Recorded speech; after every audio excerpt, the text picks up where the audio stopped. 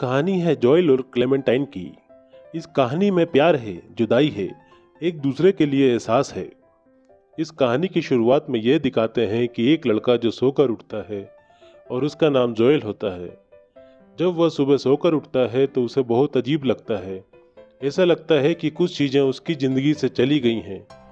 जब वह अपनी गाड़ी के लेफ्ट साइड पर देखता है तो वहाँ पर एक बहुत बड़ा डेंट होता है। उसे लगता है उसके साइड में जिस गाड़ी ने पार्क किया है उसी ने ये डेंट किया है, इसीलिए वह उस गाड़ी पर एक पेपर में थैंक यू लिखकर चल देता है। दरअसल कभी कभी इंसान अपने गुस्से को प्रकट करने के लिए एक अलग तरह की प्रक्रिया अपनाता है। जॉयल भी वैसी ही प्रक्रिया अपनाता है। अब जॉयल वहाँ से रेलवे स्टेशन जाता है और यह निर्णय लेता है कि आज वह ऑफिस नहीं जाएगा। वह इसलिए ऐसा कर रहा है क्योंकि आज वैलेंटाइंस डे होता है और वह वहाँ से ट्रेन पकड़कर एक समुद्री बीच पर जाता है। बीच पर बैठकर वह अपनी डायरी देखता है, उसमें कुछ पन्ने फटे हुए होते हैं। वह कहता है कि मुझे याद नहीं कि इन पन्नों को मैंने कब फाड़ा था। ऐसा लगता है जैसे मैंने 2 सालों से कुछ भी नहीं लिखा। वहीं वह समुद्र के किनारे बैठकर एक स्केच बनाता है। इसके बाद वह एक रेस्टोरेंट में जाता है। जब वह रेस्टोरेंट में बैठा होता है तभी उसके सामने एक लड़की आती है। जॉयल उस लड़की के स्केच को बनाने में लग जाता है। जॉयल अपने आप से बातें करता है कि मुझे उस लड़की से प्यार क्यों हो जाता है जो मुझ में जरा सी भी दिलचस्पी दिखाती है। और अब जॉयल वहाँ से रेलवे स्टेशन जाता है। वहाँ पर वही लड़की आती है जिसका वह रेस्टोरेंट में बैठकर स्केच बना रहा था। जॉयल का नेचर बहुत शर्मीला है। वह किसी से अच्छे से नजरें भी नहीं मिलाता। जब वह लड़की जॉयल को देखती है तो उसे हाय कहती है। जॉयल भी उसे हाय करता है, लेकिन अपने शर्मीले नेचर की वजह से उसे ज़्यादा रिस्पॉन्स नहीं करता। उन दोनों की ट्रेन आ जाती है। दोनों एक ही कंपार्टमेंट में बैठ जाते हैं। जब जॉयल वहाँ बैठा होता है तभी वह लड़की उसके पास आ जाती है। उस लड़की का नाम होता है क्लेमेंटाइन। लड़की कहती है, क्या मैं तुम्हें जानती हूँ? जॉयल इस बात का जवाब नहीं दे पाता। जॉयल और क्लेमेंटाइन एक दूसरे की बहुत ही अपोजिट होते हैं। जॉयल बहुत शर्मीला स्वभाव का होता है, लेकिन क्लेमेंटाइन बहुत हंसी मजाकिया टाइप की होती है।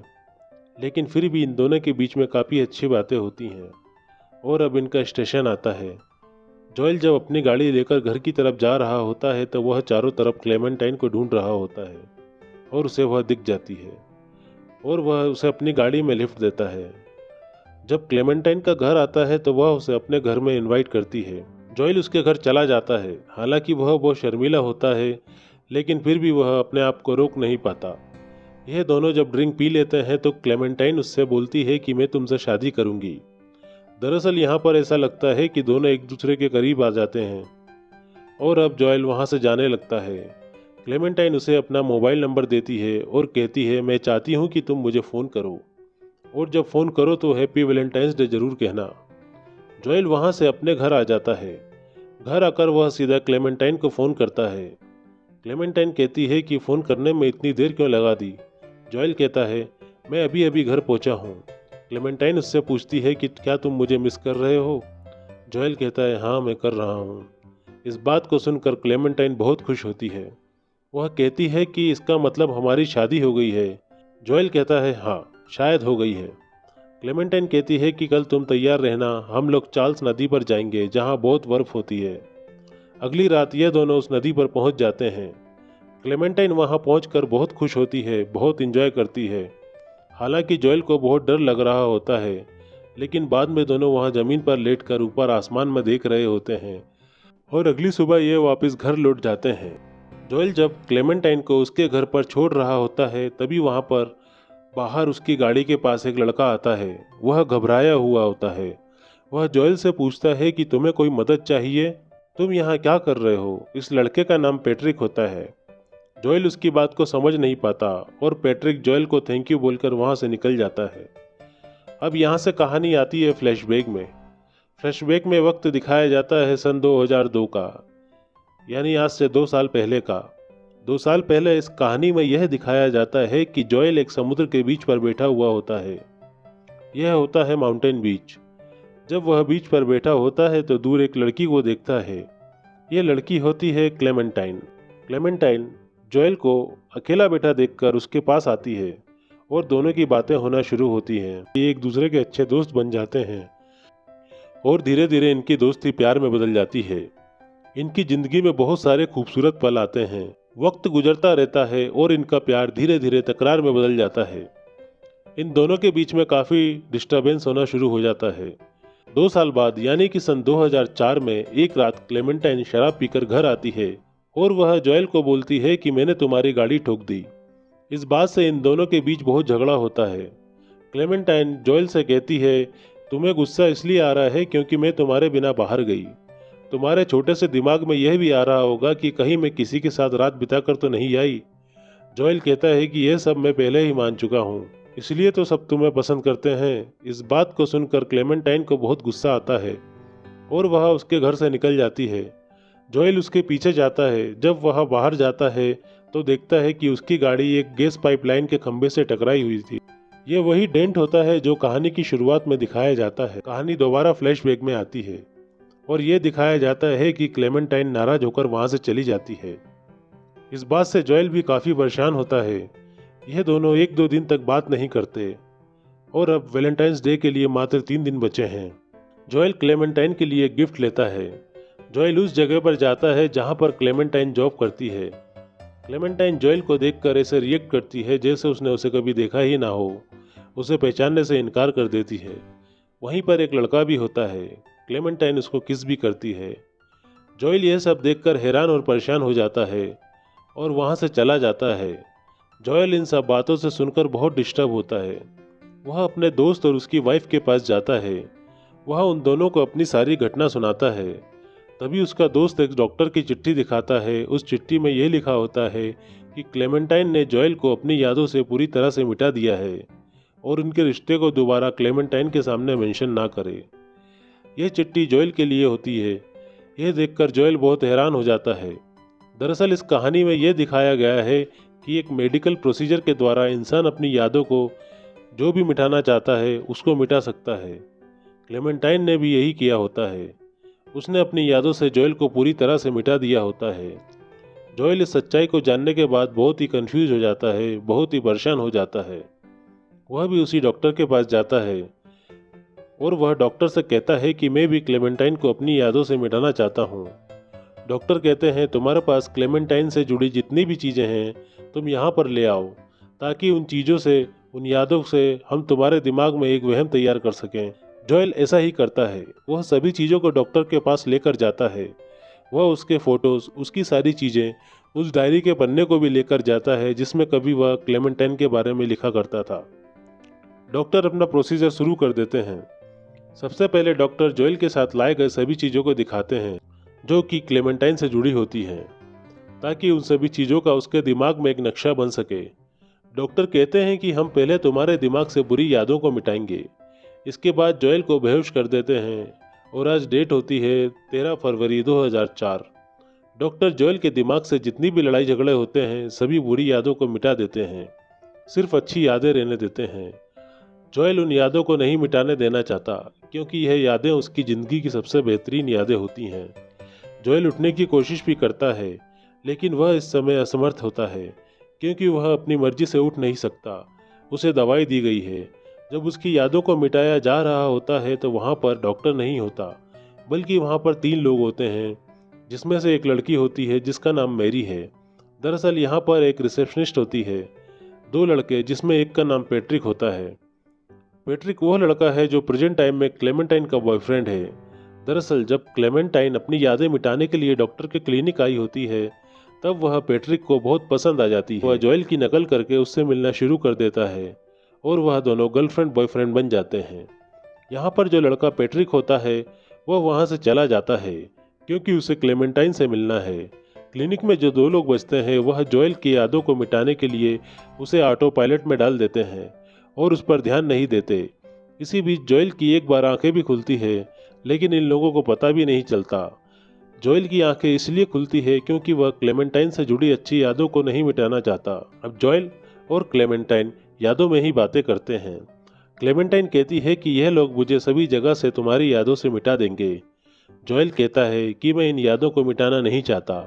क्लेमेंटाइन जोएल से कहती है, तुम मुझे उन यादों में ले जाओ जो मुझे नहीं पता है, और जोएल क्लेमेंटाइन को अपने बचपन की यादों में ले जाता है।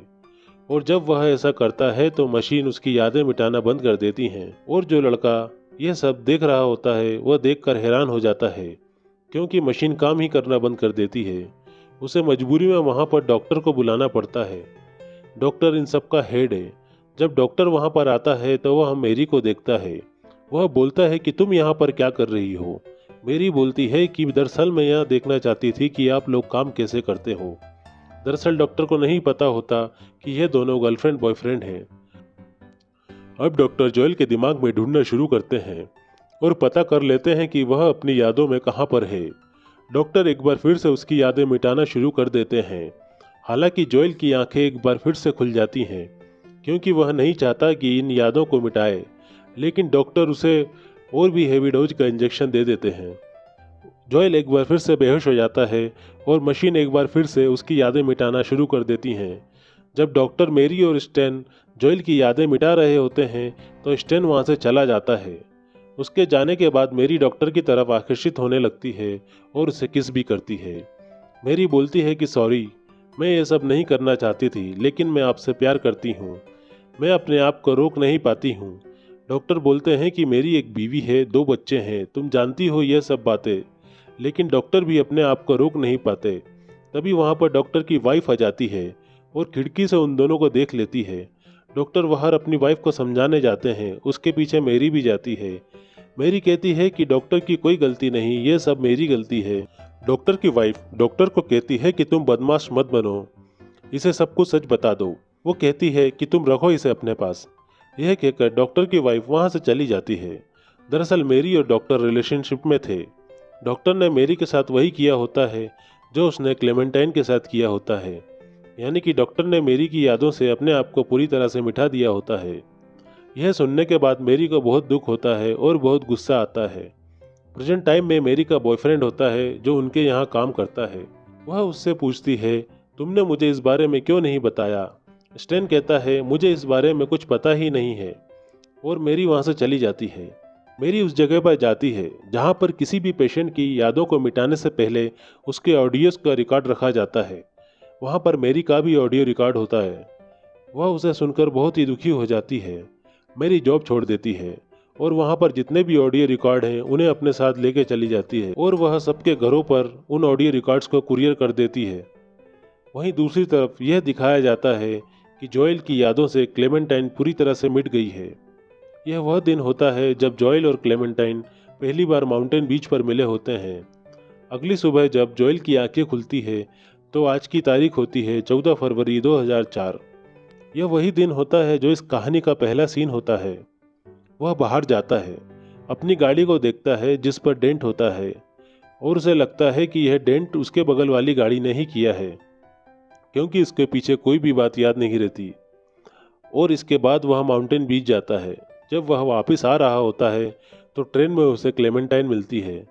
क्लेमेंटाइन भी उसी बीच पर गई होती है। इन दोनों को नहीं पता होता कि वो वहाँ पर क्या कर रहे हैं, लेकिन फिर भी ये दोनों वहाँ पर जाते हैं, क्योंकि इन्होंने अपनी यादों में एक दूसरे को वादा किया था, एक बार हम लोग वहाँ पर आएंगे। और अब पूरी कहानी प्रेजेंट टाइम में आ जाती है, और यह वह पल होता है जब क्लेमेंटाइन अपना ब्रश लेने अपने घर के अंदर गई होती है। क्लेमेंटाइन अपना कुछ सामान लेकर वापस आती है और वह देखती है कि उसके लिए एक कुरियर आया है, और वह उसे लेकर वापस गाड़ी में आ जाती है। यह दोनों जोएल के घर की तरफ निकलते हैं। जोएल रास्ते में क्लेमेंटाइन को बताता है कि कल रात में मुझे बहुत मज़ा आया, इतना मज़ा मुझे अपनी पूरी ज़िंदगी में कभी नहीं आया। अब क्लेमेंटाइन उसी कुरियर को खोलती है जो मेरी ने उसके लिए भेजा होता है। उसमें एक पत्र होता है जिसमें यह लिखा होता है कि हम पहले मिल चुके हैं, लेकिन तुम्हें याद नहीं आएगा क्योंकि तुम्हारी यादें मिटा दी जा चुकी हैं। मुझे यह लगता है कि तुम्हारा वह फैसला गलत था। उसमें एक ऑडियो कैसेट भी होती है। क्लेमेंटाइन उस ऑडियो कैसेट को गाड़ी के टेप रिकॉर्डर में डाल देती है, और जब वह चलता है तो उसमें क्लेमेंटाइन की आवाज़ होती है। उसमें क्लेमेंटाइन कहती है कि मैं अपनी यादों से जोएल को मिटाने आई हूँ, क्योंकि जब मैं उसके साथ रहती हूँ तो मैं अपने आप में भी खुद को अच्छी नहीं लगती। वो बहुत बोरिंग है और उसने मुझे पूरी तरह से बदल दिया है, इसलिए मैं उसे अपनी यादों से मिटा रही हूँ। दोनों इस टेप रिकॉर्डर को सुनकर हैरान हो जाते हैं, क्योंकि इन दोनों को कुछ भी याद नहीं होता। जोएल कहता है कि यह किस तरह का मजाक है। क्लेमेंटाइन कहती है कि मुझे कुछ भी नहीं पता। इनके बीच में बहस होती है और क्लेमेंटाइन वहाँ से नाराज होकर चली जाती है। क्लेमेंटाइन इस बात से दुखी होती है क्योंकि वह जोएल को पसंद करती है। जोएल भी उसे पसंद करता है, लेकिन अब सब कुछ बिगड़ चुका है। इसी दौरान वहाँ पर पैट्रिक भी आ जाता है। क्लेमेंटाइन उसके साथ ब्रेकअप कर लेती है। वहीं दूसरी तरफ जोएल के लिए भी मैरी का एक कुरियर आया होता है। वह उस कैसेट को सुन रहा होता है जिसमें जोएल की आवाज़ होती है। वहाँ पर क्लेमेंटाइन भी आ जाती है। वह भी उस कैसेट को सुनना शुरू कर देती है। क्लेमेंटाइन जोएल को कहती है कि मैं तुम्हें पसंद करती हूँ, और जोएल भी कहता है कि मैं भी तुम्हें बहुत पसंद करता हूँ। तभी रिकॉर्डिंग में से जोएल की आवाज़ आती है कि क्लेमेंटाइन जवान लड़कों को आकर्षित करने के लिए उनके साथ सो जाती है। दरअसल वह उसके कैरेक्टर पर बोलता है। इस बात से क्लेमेंटाइन को बहुत दुख होता है। क्लेमेंटाइन वहाँ से जाने लगती है। जोएल उसे रोकता है। वह कहता है कि मैं जानता हूँ कि तुम ऐसी बिल्कुल भी नहीं हो, मैं तुम्हें बहुत पसंद करता हूँ।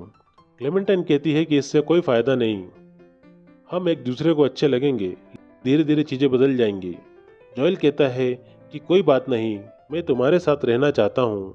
ये दोनों एक बार फिर से एक दूसरे के साथ हो जाते हैं।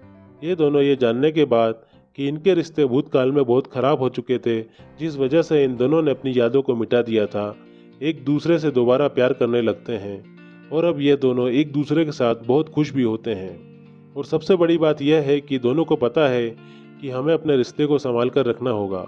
और इसी के साथ यह खूबसूरत सी कहानी खत्म हो जाती है। दोस्तों, कहानी कैसी लगी प्लीज़ कमेंट करके बताइएगा। हमारे चैनल को सब्सक्राइब कीजिएगा। अपना ख्याल रखिएगा। जय हिंद।